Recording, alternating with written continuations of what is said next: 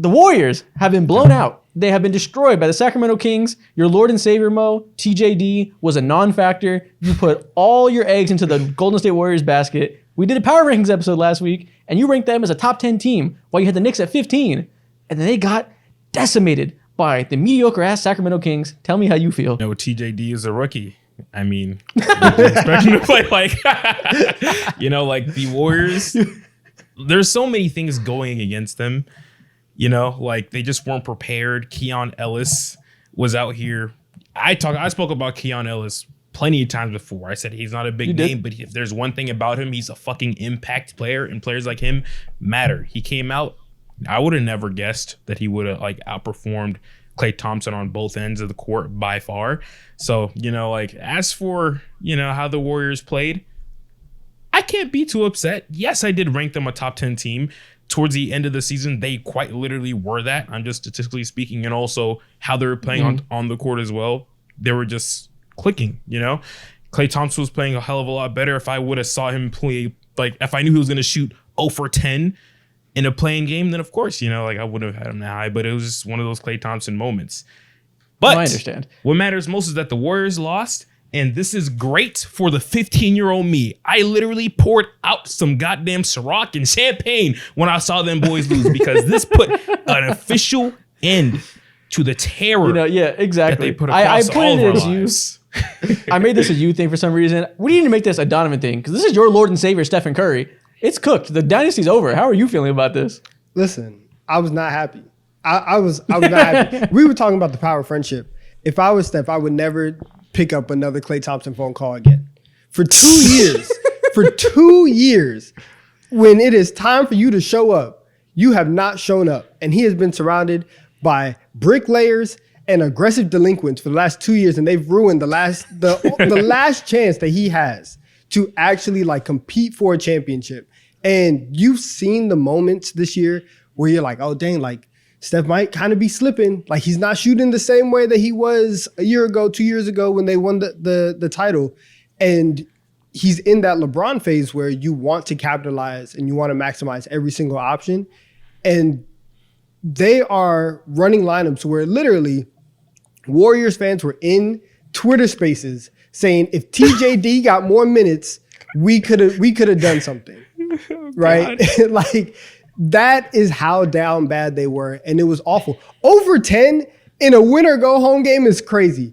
Oh, it's one thing to be outplayed by Keon Ellis. It's another thing to not get on the board at all. And no, man. I have no idea. I've been thinking for the last couple of days how the Warriors gonna save Steph. I don't know. He might have to leave if he wants to compete. He might have to leave because I don't know what they can do to fix this situation. Kenny, how you feeling about this? I'm sure you put lots of thought into this dynasty being over.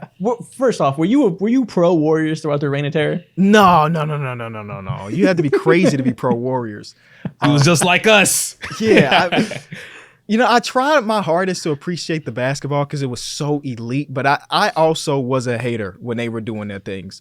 I had a similar arc with LeBron James where he was dominating the Eastern Conference. I hated him until we got back to Cleveland the second time, and then I started to become a fan. I kind of did the same thing with Steph Curry over the last couple of years where they just dominated the league for so long, and then Kevin Durant came along. It's like, this is a juggernaut team, and I want to see them lose.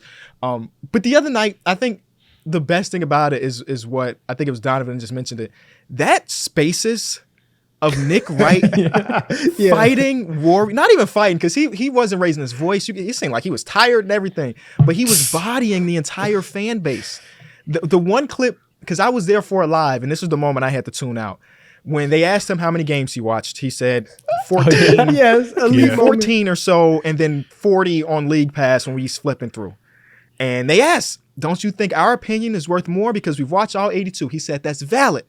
But with the same logic, shouldn't you say the same thing about the front office and the coaching staff? And they looked they just said no. And I was like, they laughed. They were like, hell nah. They didn't even say no. They were like, fuck no. They're too far off. They're too far off the deep end. And I don't know what happens, man. I don't know what happens. I had always been critical of Steph Curry, especially over these last couple of years, because he's one of the few superstars that refuse to put pressure on his front office, especially with all the stuff, Draymond punching people and stomping on people's chests and kicking people in the nuts over the last decade. There's never been a time where Steph Curry was like, well, I need a little bit more help. He just let the power of friendship basically have these last 2 years of him being great just not matter. But after that game, he was asked about Klay Thompson and Draymond. He said, I just want to win. And that is enough pressure. That is the most pressure we've ever seen Steph Curry put on the front office. And they have to do something. Klay Thompson might be going to China, according to that tweet, or the Orlando Magic or something. I don't know. But they need some help. Same thing. Orlando, Wangdong. What's it? It's crazy. I've been to Orlando. It's not great. I also picked the Warriors to win that game, though. I thought they were playing great basketball leading into that one. The Kings didn't have Kevin Huerter or Malik Monk, so I'm like, yeah, they don't have the firepower. And Keegan Murray looked like what Klay Thompson used to look like, and it was over with from the very beginning. Yeah, we all picked them as well. We were all wrong. And of course, immediately after the game ended, people rushed to the comments of our last stream and we're like, ha, now this part's cringe. They love letting us hear about it when we're wrong. So, we got to do, everyone got to take that to the face. It is what it is. Hey, yo, my bad. But I think the reason that we saw the Warriors lose was like so predictable. I think Mo especially and me, halfway through the season, I was like, I think the Warriors might be good now. They put Draymond at center. Everything's coming together now. Kevon Looney isn't starting. We're seeing the offense and defense both pick up. Everything changes in a playoff setting, as we know, when you can really game plan for them. And the lack of shot making around Steph Curry has made his life hell all year. It makes Steph Curry look like he's taking a step back, like he's cooked, like he's not even a top 10 player anymore. People on Twitter were like, the days of him being the best player on a championship team, they're done. He needs to go be a second option somewhere. Dramatic as hell. This team made his life so difficult with the system they ran. It works to perfection, and it has for a decade, but only when you have the requisite shot making around you. We saw it in 22 when you have Jordan Poole and Andrew Wiggins being legit go-to shot makers who can do stuff for you. Those guys, those skill sets are gone. In comes geriatric Chris Paul. In comes a couple young players that can do their best. But without those release valves around him, he just can't be 2021 Steph anymore, putting the team on his shoulders, going insane every night. It's too much to ask of him. Yeah, I mean, they made Wiggins turn into a playmaker. Like, that was part of the plan for Mike Brown on the short roll, make Wiggins make the decision. Me and his basketball IQ, basically the same thing, and he's been in the NBA, so like he couldn't make that extra pass, he couldn't do nothing. And that was I agree with you 100%. And they just have a bunch of young players that look really solid. Jonathan Kuminga, they were completely okay with letting Kuminga be the shot maker. What he shoots 6 for 15 or something like that. He tried. He was getting them buckets up. He tried. But at the end of the day, if your supposed second or third best player don't show up on the offense side of the ball, it makes it so much easier to stop a Steph Curry-led team. This sucks. We're really gonna see the end of Steph's prime just wasted. Like, it's very rare. Like, and I'm very curious to see how like the new age of superstars do it.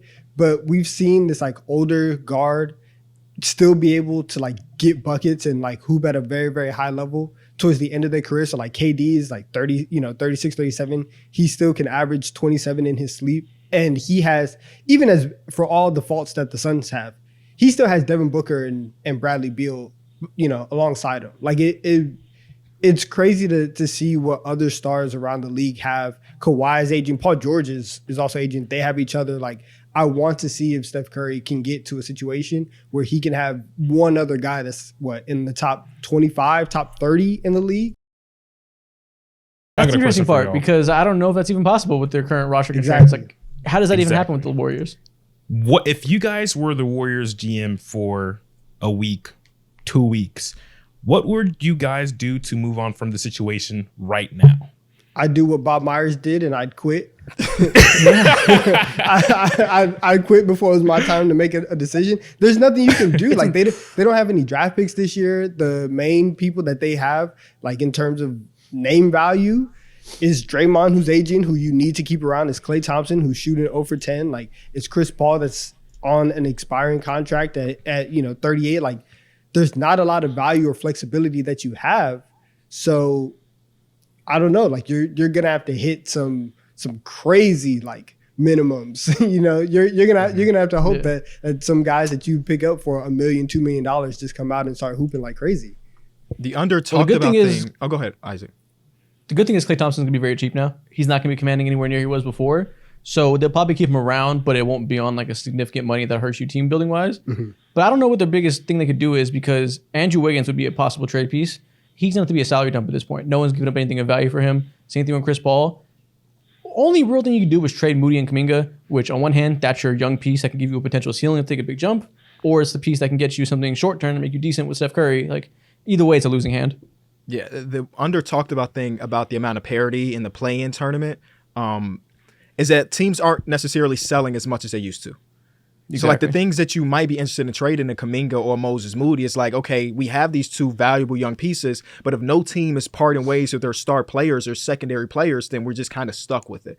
The only person we can really offer is like, do they want to lightly use Zach LaVine? Exactly. Lightly is very generous. He won a dunk contest back in the day, a few of them. You know, that's on almost, the resume. That's almost 10 years ago. It was. Holy Hoverboards were shit. still huge. He did a hoverboard dunk. That was enough. But like the Trailblazers got nothing, the Spurs got nothing. The Grizzlies are gonna try to compete again next year. Larry Market and the Jazz are probably gonna sign an extension. So it's like, what star players are available? You gonna call for Mikal Bridges? They were asking for 4.5 first-round picks plus young players. So it's like we just gotta run it back and hope something works this time around. And I don't think that's likely. The real answer is I should have went hard for Pascal Siakam. That was Yes. the one piece I think made sense. That could have been a short and long-term play that could have really like facilitated the next generation. Now that he's off the board, OG's probably off the board. You know, they pursued him last year before he actually got traded. Obviously, there's always surprise people that become available, and there is something that'll be done, but nothing that will make them a true contender again. I think we can all say that's dead. And everyone always says dynasties, they never go out in like a good fashion. It always is over, and you just realize that yesterday it wasn't, today it is. That's what we're looking at with them. It's just done, and I think they're kind of just be riding out the days until Steph Curry either retires or decides to move on. It's kind of at that point now where they're going to be like end stage Dirk, where they're just mid around him, but he's a legend, so he's there. Yeah. The only like sell, like if I'm a Warriors fan, I have like a little bit of optimism because damn, we almost won 50 games and we missed out on like 15 to 20 games of Draymond Green due to non-basketball reasons. That has to be somewhat encouraging. Yes, like you miss out on guys like a Pascal Siakam and OG Anunoby. But then there's like someone like Mikal Bridges who's up to absolutely nothing in Brooklyn. Maybe a trade, something can be made there. Random stars pop up all the time. And if you're a Warriors fan, you know, as much as I said, like you have to have optimism, at the same time, you have to look at the other side of the coin. You might be cooked because you only have a certain amount of like time to strike iron when it's hot, you know, and right now I don't know how hot it is considering how good every single team in the league is, especially in the Western Conference.